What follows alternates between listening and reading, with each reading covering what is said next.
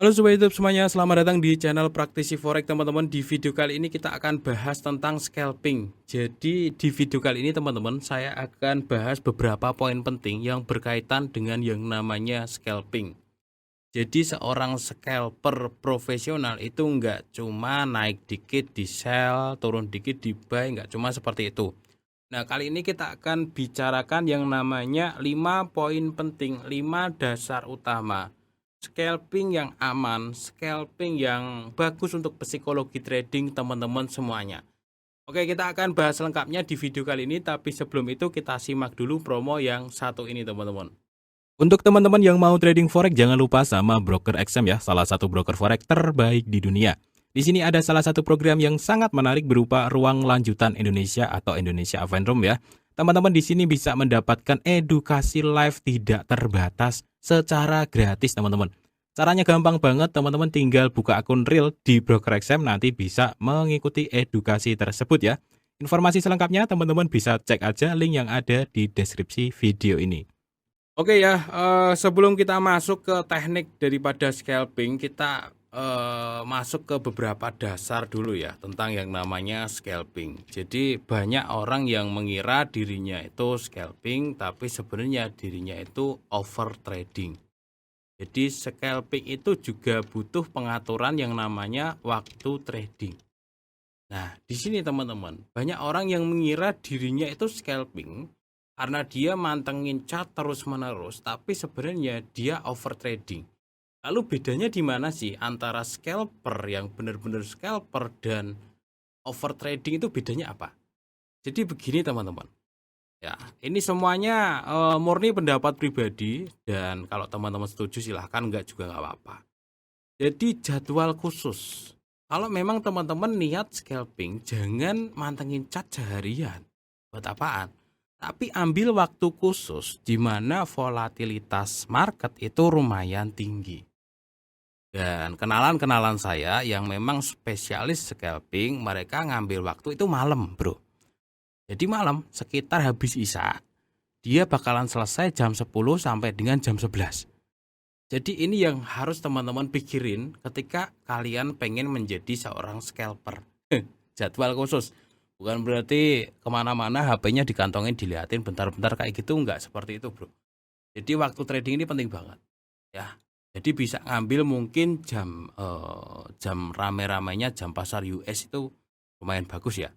7 malam sampai dengan mungkin sekitar 10 malam. 3 jam. Ini bener ya, 3 jam ya. 3 jam itu sebenarnya cukup untuk scalping teman-teman. Kenapa kok 3 jam? Kenapa kok nggak 5 jam? Kenapa kok nggak 6 jam?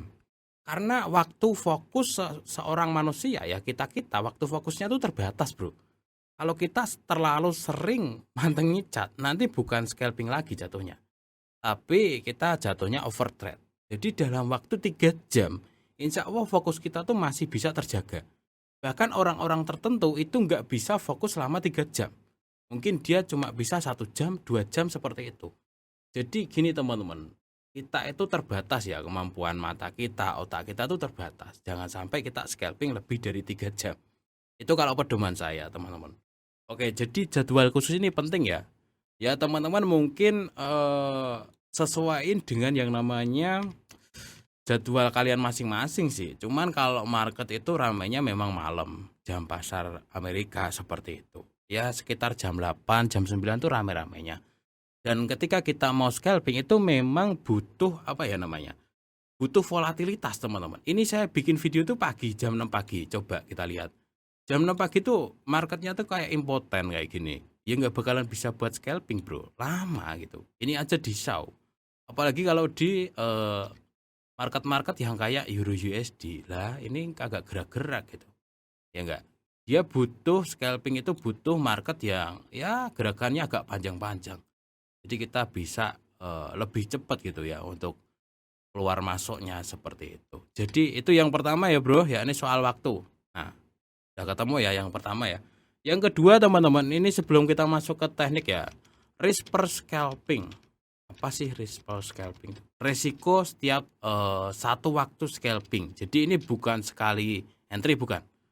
Tapi begini teman-teman. scalper pun juga harus tahu batas. Jadi kadang-kadang kesalahan scalper itu nggak tahu batas. Jadi ketika dia rugi, dia terus aja scalping. Jadi gini bro, misalkan kalian punya saldo $1.000 ya. Jadi katakanlah malam ini saya scalping ya, itu maksimal itu misalkan minus $50. Dan setelah minus $50 berhenti, ini harus kita punya juga bro. Jadi ketika kita nggak punya pedoman seperti ini, mau itu scalping, daily, swing, ya kita nanti ujung-ujungnya hold minus. Kalau nggak hold minus nanti ujung-ujungnya apa? Margin call. Jadi risk per scalping itu penting banget. Oke, $1.000 saya punya $1.000, saya kasih contoh ya. Saya punya $1.000 ya. Sekali scalping itu saya buat resikonya $50.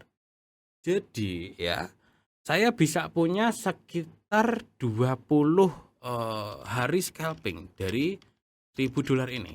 Contoh seperti ini. Atau mungkin teman-teman mau kecilin lagi tuh. $1.000 ya. Sehari scalping itu maksimal ruginya itu adalah $20. Misalkan mau pakai lot kecil-kecil ya, $0,02 kayak gini. Scalping kan pendek-pendek ya. Oke, jadi saya bisa punya 50 hari scalping gitu. Intinya gini teman-teman, di poin kedua ini, risiko setiap kali kita masuk ke dalam waktu scalping itu harus kita pikirin. Dan ketika sudah sampai pada risikonya, kita harus berhenti. Nah, ini yang susah kadang-kadang. Kalau orang sudah scalping, ya udah psikologinya udah ke bawah-bawah sama market. Dan ini yang bahaya, ketika seseorang scalping, dia nggak punya ini, risk per scalpingnya. Mungkin malam ini resikonya berapa dia tuh nggak punya. Jadi terus aja buy sell, dan dia nggak tahu batas. Ini yang bahaya bro. Jadi memang yang kedua ini kita harus tahu batas. Ya, seperti itu ya teman-teman. Biar kita nggak kecanduan juga ya, nggak kecanduan trading juga, dan kita nggak termasuk orang yang overtrade juga. Ini yang kedua ini ya. Yang pertama adalah jadwal khusus, yang kedua adalah resiko khusus. Misalkan hari ini adalah hari Senin. Oh ya malam nih jam 7 saya mau scalping. Oh ya malam ini ya resiko saya adalah sekian dolar. Atau mungkin bagi teman-teman yang memang masukin akun khusus ya. Oke lah, saya pakai $50 nih satu buah akun khusus ya. Dipisah kayak gitu ya. Ya udah, ini malam ini kalau memang habis ya udah jangan didepositin lagi. Kayak gitu juga nggak apa-apa. Yang penting kita bisa punya batasan. Dan batasan itu memang masing-masing ya teman-teman. Oke, kita masuk ke poin ketiga teman-teman. Di dalam scalping, hal terpenting yang harus kita lakuin adalah pemilihan akun trading. Jadi kalau teman-teman akunnya itu spreadnya lebar nggak ya? Ya nggak bisa gitu. Ya, jadi ini berhubungan dengan akun trading teman-teman semuanya. Bicara masalah broker, kalau saya tuh pakai XM untuk scalping itu ada yang namanya akun ultra low. Ya, kalau pakai FBS itu ada akun pro. Kalau pakai Agnes itu saya pilih akun pro. Kalau dulu FBS itu ada ICN karena memang sekarang udah mau dihilangin ya. Jadi ya udahlah, saya nggak pakai lagi yang ICN-nya. Takutnya nanti nggak kenapa-napa gitu ya. Ini cuman cerita aja ya, masalah broker tuh bebas. Meskipun saya di endorse, saya juga nggak maksa kalian buat pakai XM juga enggak.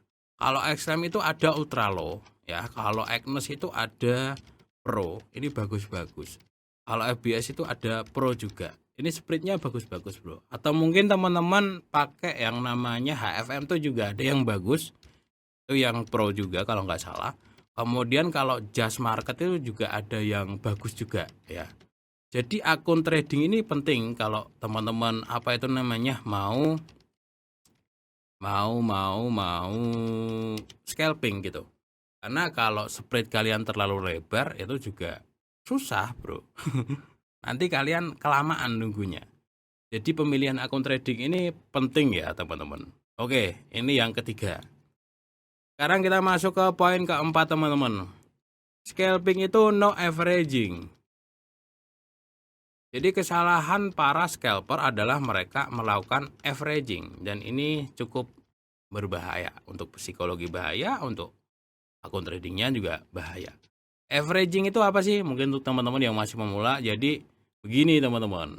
Contoh ya, sekarang nih sell di sini ya, dengan mungkin mau close di sini ya, karena di sini ada gap ya, cukup lebar, dia mau sell di sini, close di sini. Tapi nggak seperti itu, dia sell di sini naik ya, dia sell lagi, dia sell lagi. Nanti kalau teman-teman kebiasaan averaging, akunnya bakalan babak belur gitu. Jadi kalau mau scalping itu jangan averaging.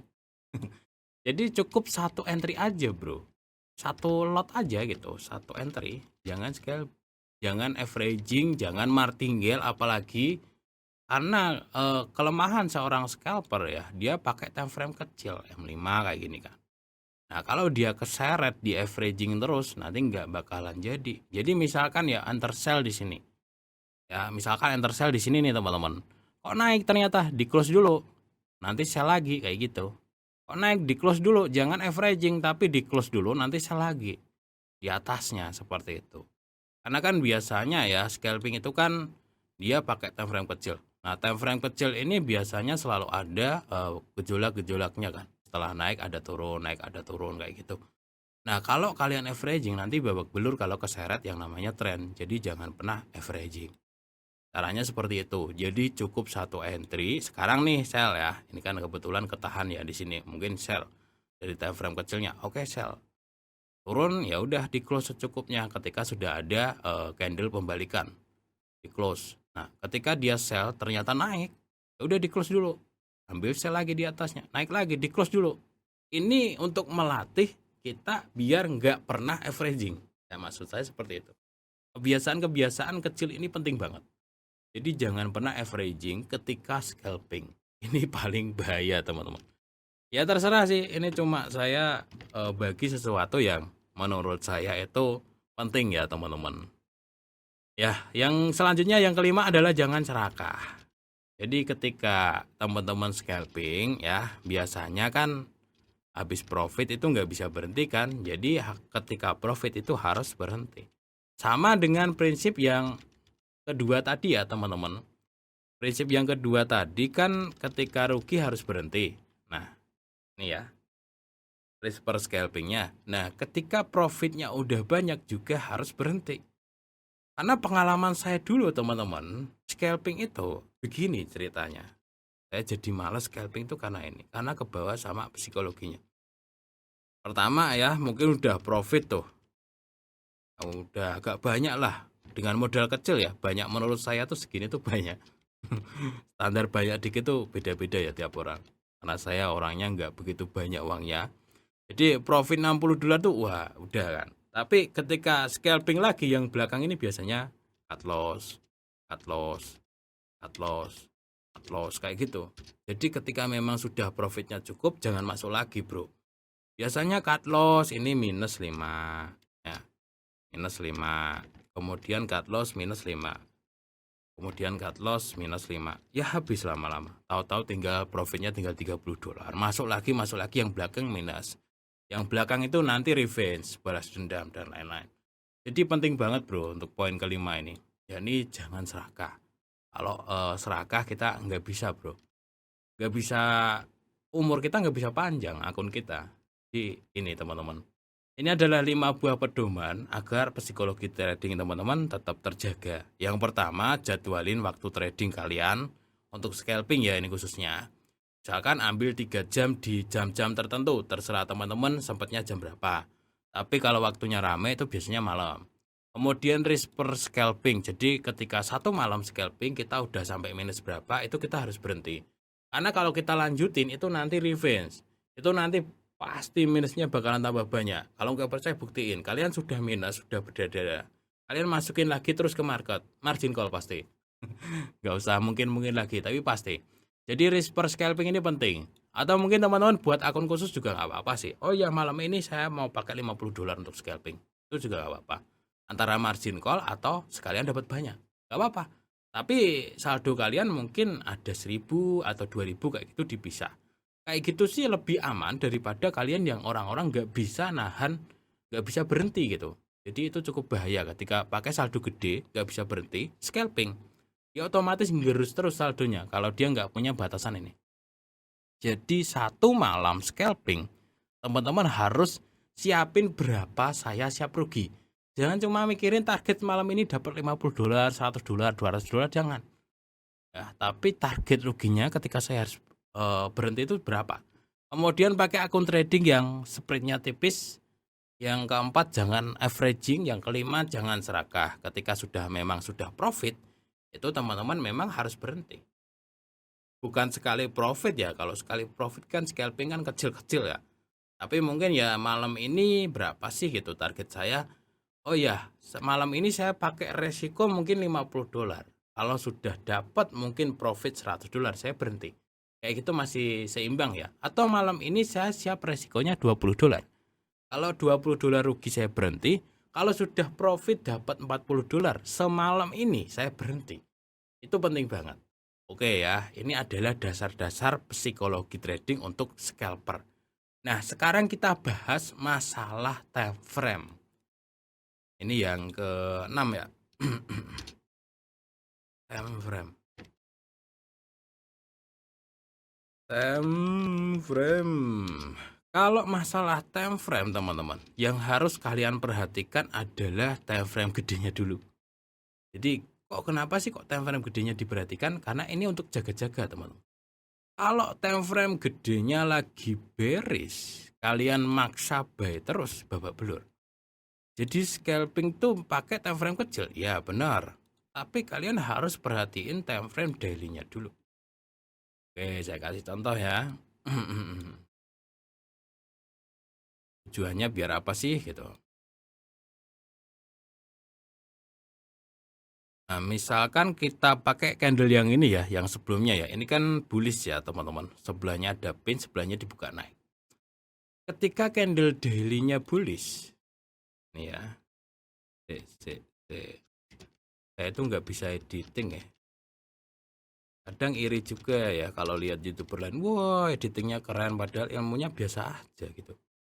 Yang pertama daily-nya bullish ya, itu perhatikan jangan terlalu sering sell saat scalping.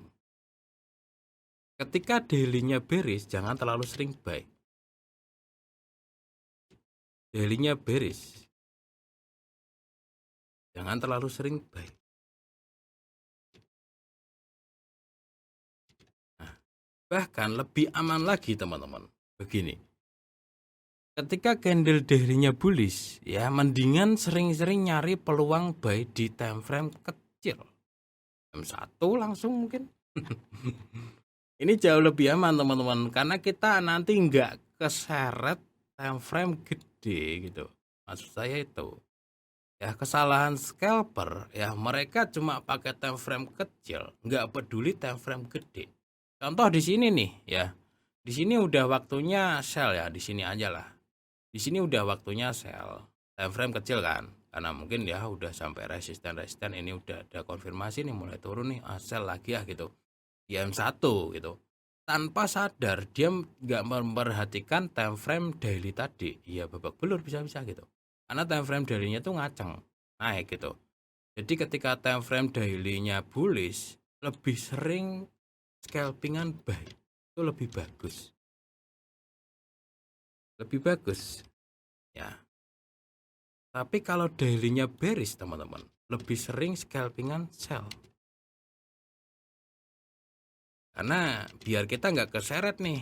Ya, salahnya kita ya, salahnya mungkin scalper pemula yang kadang mereka nggak merhatiin time frame daily gitu. Nah sekarang kan ada sinyal sell kan, mungkin di scalpingnya, oh ya sell nih, mulai sell nih bisa nih gitu. Nah ternyata di daily-nya itu lagi mau ngaceng banget teman-teman. Coba kita cek.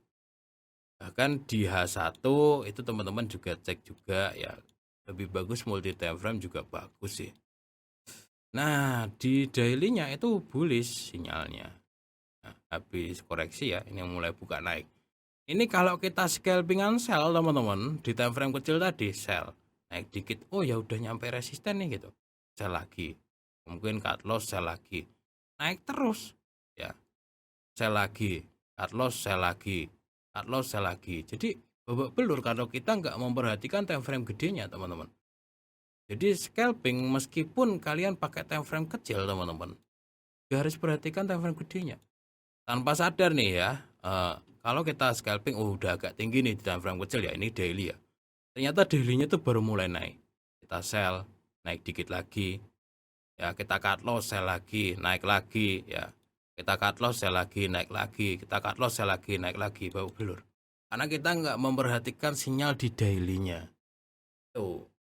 Jadi scalping itu meskipun kalian pakai time frame kecil, time frame gedenya jangan dilupain. Itu teman-teman ya. Oke, ini adalah soal time frame. Kalau masalah teknik, ya, sebenarnya scalping itu juga simple. Teknik trading itu dasarnya ada di apa coba? Dasarnya itu ada di price action. Mau sampai kapan juga. Mau pakai istilah yang susah-susah, mau pakai indikator yang macam-macam itu di internet. Dasarnya ujung-ujungnya apa sih? Ya price action gitu, support resisten, candlestick sama trendline.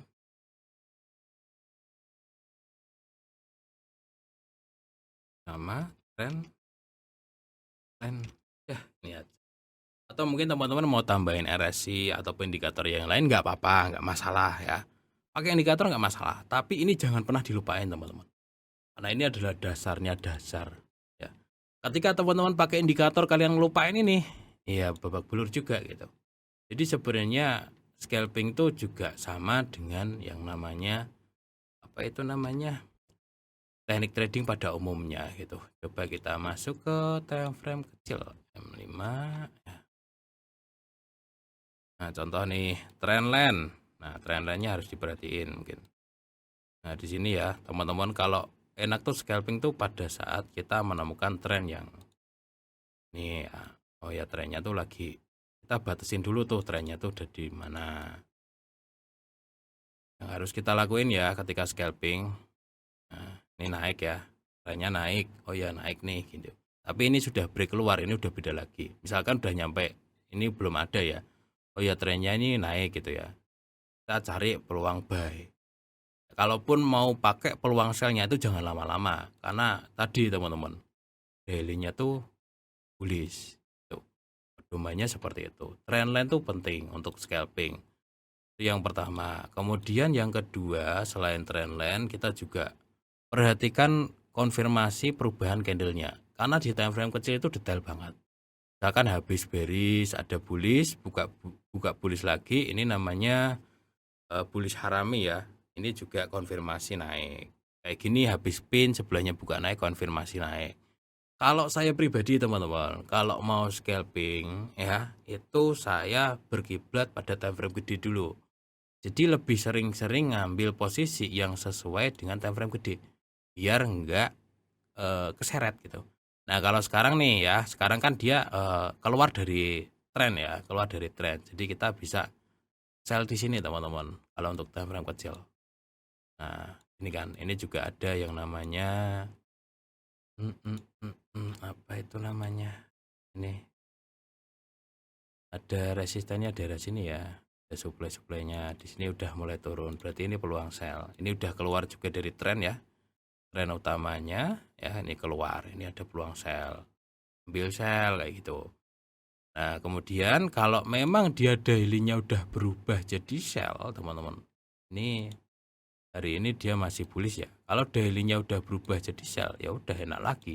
Kita tinggal nyari peluang sell. Caranya gimana? Masuk ke time frame kecil. Ya. Kalau misalkan ya, ini misalkan daily-nya udah sell ya, udah bearish, sudah merah ya. Saya fokus ke sell-nya, sell ya, turun, mungkin close ya. Mana tadi panahnya?